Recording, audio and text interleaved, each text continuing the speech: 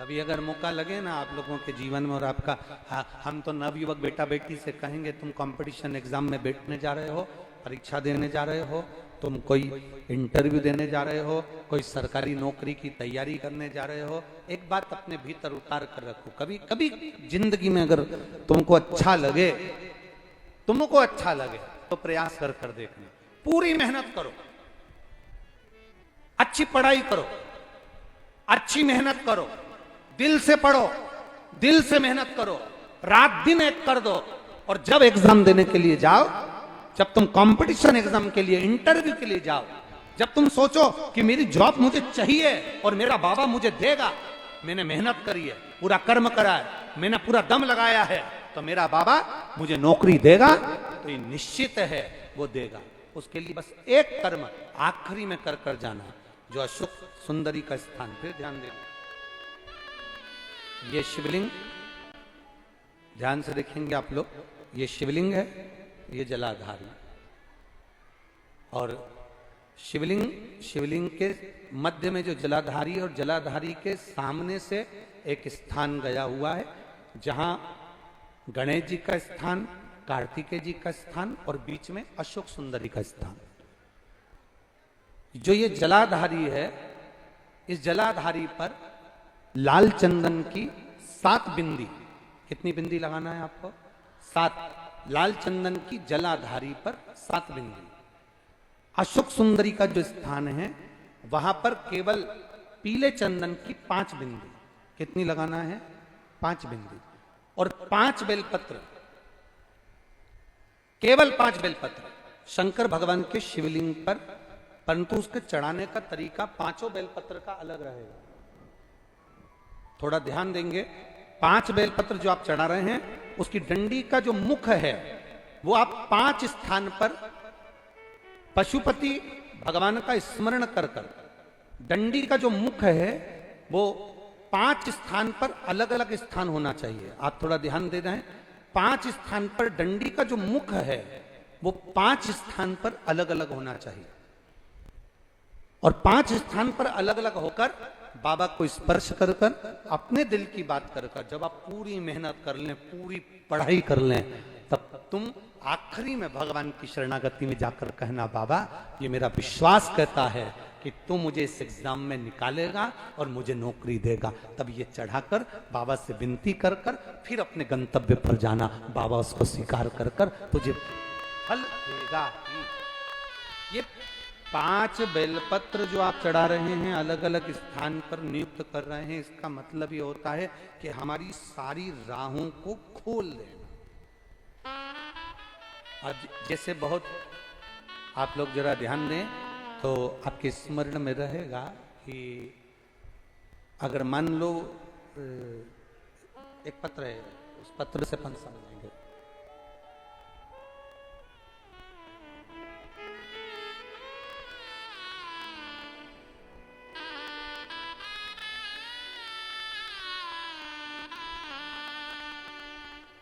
Shambhu sir पड़ी माधु घड़ी घड़ी दुख काटो, दया करी दर्शन आपो। अंजू रावत मथुरा नवनीत नगर की रहने वाली हैं। कहीं बैठी हैं? कहीं बैठी हो तो हाथ दिला सकती हैं। अंजू रावत, मैं मथुरा नवनीत नगर की रहने वाली हूं। कहीं बैठी हो तो हाथ दिला सकती हैं।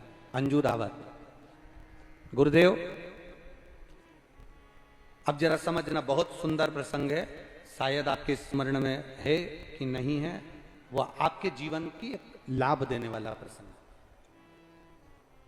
गुरुदेव,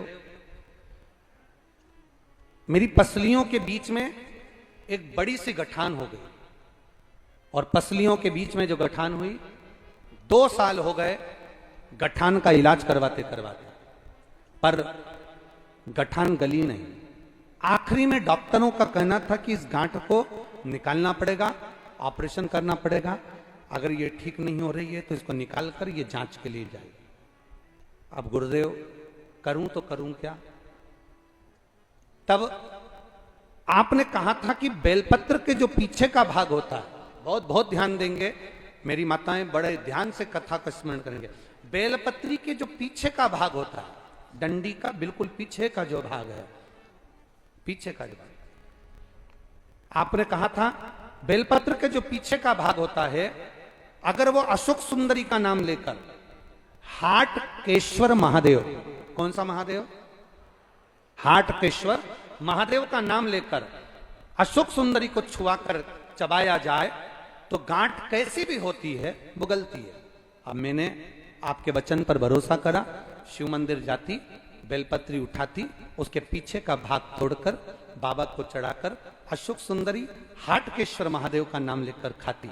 गुरुदेव मैं क्या वर्णन करूं, मैं बाबा को यहाँ धन्यवाद देने के लिए आई हूं। बाबा ने मेरी जो गांठ 2 साल से थी वो मात्र 20 दिन में गला दी है। मेरे बाबा का भी क्या गुणगान, ये शिव तत्व है, ओ घड़ी है समय। मेरा नाम अंजू रावत है, मैं मथुरा नवनीत नगर की रहने वाली हूं। शिव तत्व की तरह शिव कथा कर रही है। बेलपत्री के जो पीछे की जो डंडी होती है, पीछे का जो भाग होता है, शंकर भगवान पर जो समर्पित होता है, चढ़ा हुआ होता है, इस डंडी की मूलता बहुत है महाराज। आप जब भगवान शंकर को कई लोग बेलपत्र जब चढ़ाते हैं, हम तो यहाँ तक कहेंगे, अगर कोई दवाई आप चालू कर रहे हैं ना, कोई औषधि आप खा रहे हैं, कोई रोग आपके हृदय में, कोई शरीर में कोई रोग है, कोई बीमारी है, कोई गठिया है, कोई घुटने का रोग है, घुटना आपको डॉक्टर ने कह दिया बदलना है, तो हम तो कहेंगे आप प्रयास करना कि 2-4 दिन तक मंदिर में जब जाएं तो बेलपत्री भगवान शिव को अलग अलग तरह से, ये डंडी का मुंह अलग अलग तरह से चढ़ाकर हाटकेश्वर महादेव का नाम लेकर कभी इधर की ओर मुख कर कर चढ़ा दो, कभी इधर की ओर मुख कर कर चढ़ा दो, कभी इधर की ओर मुख कर कर चढ़ा दो, कभी किधर की ओर मुख कर कर चढ़ा दो। और बाबा को चढ़ाने के बाद उस बेलपत्री को आप जो पीछे का भाग है उसको तो तोड़कर खाओ, साथ में बेलपत्री को भी खाना प्रारंभ करो। 15-20 दिन खाने के बाद फिर जांच कराओ कि आपको उस रिजल्ट में अंतर आया कि नहीं आया, आपकी जांचों में अंतर आया कि नहीं आया। उस बेलपत्री के भाग का स्मरण हमको सुख देता।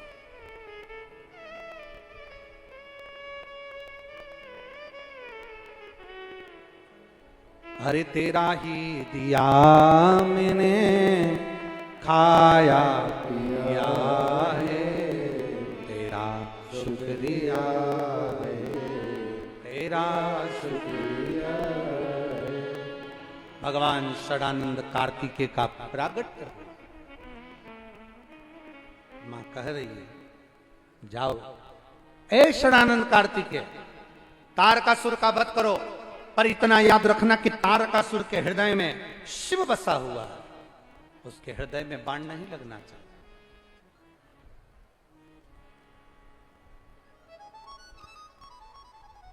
सबसे भिड़ो मना नहीं, सबको अपशब्द कह लो मना नहीं, पर इतना याद रखना शंकर के भक्त को कभी अपशब्द मत कहना, और शंकर भगवान के भक्त से कभी जिंदगी में भिड़ना।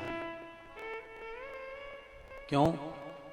उसका जवाब शंकर का भक्त कभी नहीं देता, उसका जवाब शंकर खुद देता है, शिव का भक्त नहीं देता। आपसे बन सके तो आप भगवान का भजन करो, आपसे बन सके तो आप भगवान की भक्ति करो, आपसे बन सके तो भगवान का स्मरण करो, आपसे बन सके तो भगवान शंकर का गुणगान करो, आपसे बन सके तो भगवान शंकर की भक्ति को धारण करो, आपसे बन सके तो भगवान शंकर का गुणगान करो। पर मनुष्य की देह मिले तो शंकर जी की ना तो कभी निंदा करना, ना कभी निंदा सुनना। भगवान विष्णु ने एक बार नारद जी के मुख से शंकर जी की निंदा सुन ली थी, इसलिए भगवान विष्णु को घोड़े का मुंह लगाता हयग्रीव अवतार हुआ। देव ऋषि नारद ने शंकर जी की निंदा कर दी थी, इसलिए बंदर का मुख लगा।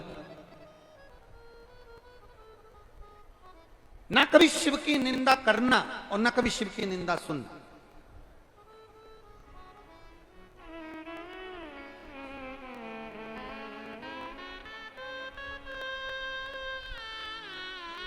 एक पत्र है,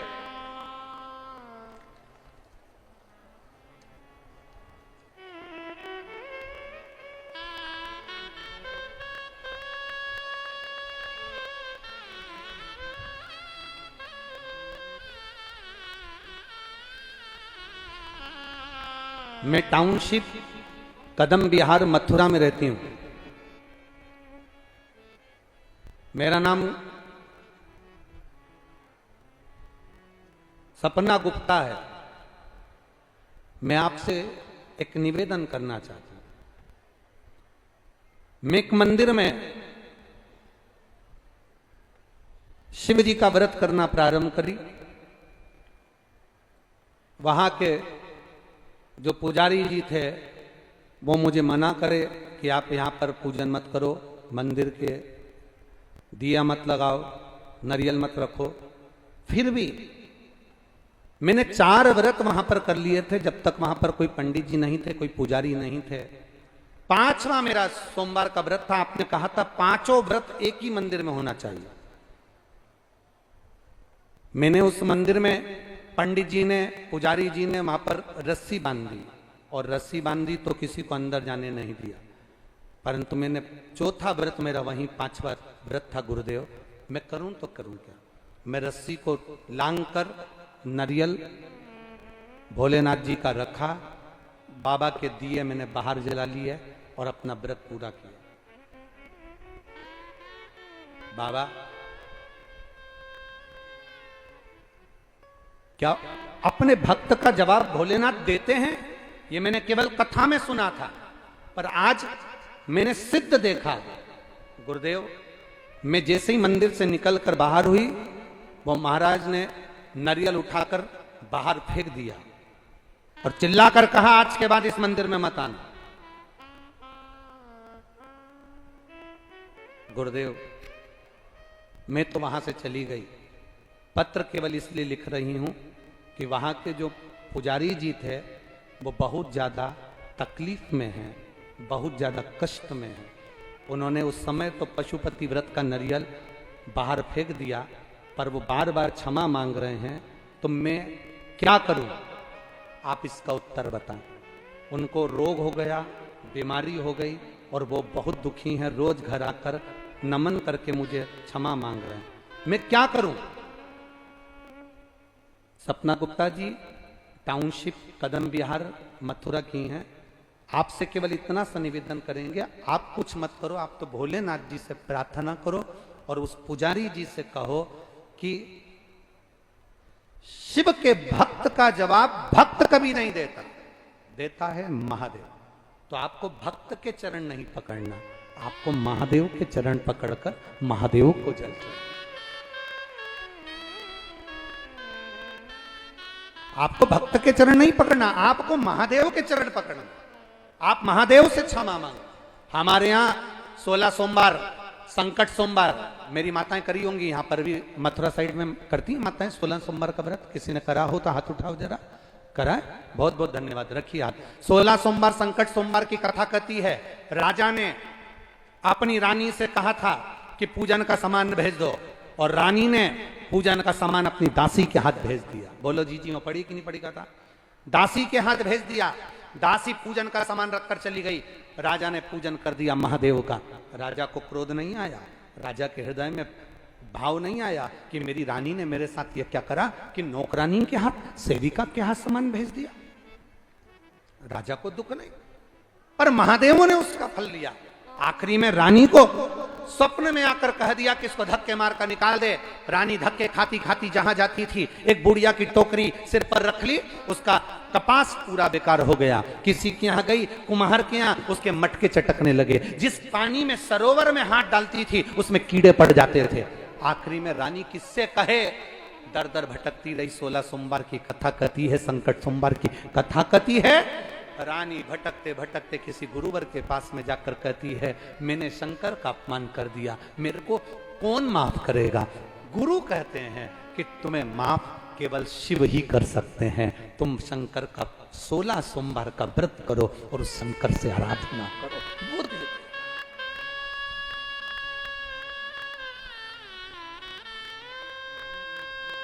मेरी जीजियों, मेरे जीजाओं, शिव महापुराण की कथा आज के समय में लोग सुन रहे हैं। शिव के मंदिर जाते हैं, पशुपति व्रत करते हैं, 16 सोमवार करते हैं, प्रदोष करते हैं, शंकर को जल चढ़ाते हैं। कई जगह पर लोग शंकर जी के नाम से ये चिढ़ने लगे कि ये सीवर वाले महाराज ने ये कर दिया, वो कर दिया, सीवर वाला महाराज ने ये कर दिया, सबको मंदिर जाना चालू कर दिया, ढोंग कर दिया, प्रपंच कर दिया। हमारा तो इतना सा निवेदन है, इसको तुम चाहे ढोंग समझो, चाहे प्रपंच समझो, पर भारत की भूमि का सनातन धर्म का व्यक्ति कम से कम मंदिर जाना चालू कर दिया, इससे बढ़कर कोई सुख नहीं। धर्म की अधर्म का, प्राणियों में विश्व का, और विश्व का कल्याण कब होगा? जब एक एक घर का बच्चा भगवान के दरवाजे तक जाना प्रारंभ करेगा। तुम्हें खुशी होना चाहिए कि जो बहुएं टीवी पर सीरियल देखती थीं, अब उन बहुओं का मन सीरियल में नहीं लगता, टीवी पर कथा सुनने में लगता है। ये तुम्हें प्रसन्नता होना चाहिए, ये प्रसन्नता तुम्हारे अंदर होना चाहिए। लोग भीतर से ईर्ष्या रखकर शिव के मंदिर में नहीं जाने देंगे, शंकर का गुणगान नहीं। आप शंकर का भक्त कभी जवाब नहीं देता, शिव का भक्त कभी पलटकर जवाब नहीं देगा, पर जो शंकर है, जो शिव है, ओघड़ी है, त्रिकालदर्शी, कैलाशी, अविनाशी है, जवाब वो देता, जवाब वो देता।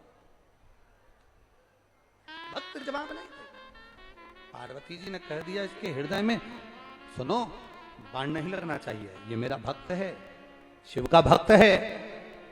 तारकासुर को मारा है सदानंद कार्तिकेय जी ने, हृदय में बाण नहीं लगा, प्राण छूट गए तारकासुर के, देवता आनंद में हो गए। गजब करा, हृदय में बाण न लगा, क्योंकि उस हृदय में शिव बसा था। जिसके दिल में, हृदय में, चित्त में, वृत्ति में शंकर समाया हो, उसको कभी कष्ट ना दिया जाए, कभी कष्ट। मेरी माताओं, मेरी जीजियों, हम तो इतना निवेदन करेंगे, अगर कोई शंकर के मंदिर जा रहा हो, वहां से आ रहा हो, शिव मंदिर जाता हो, सेवा करता हो, अर्चना करता हो, उसको कभी कमेंट्स भी मत करो, कभी उसके लिए अपशब्द भी मत करो, कभी ताना मत, कभी आड़ाते रहो।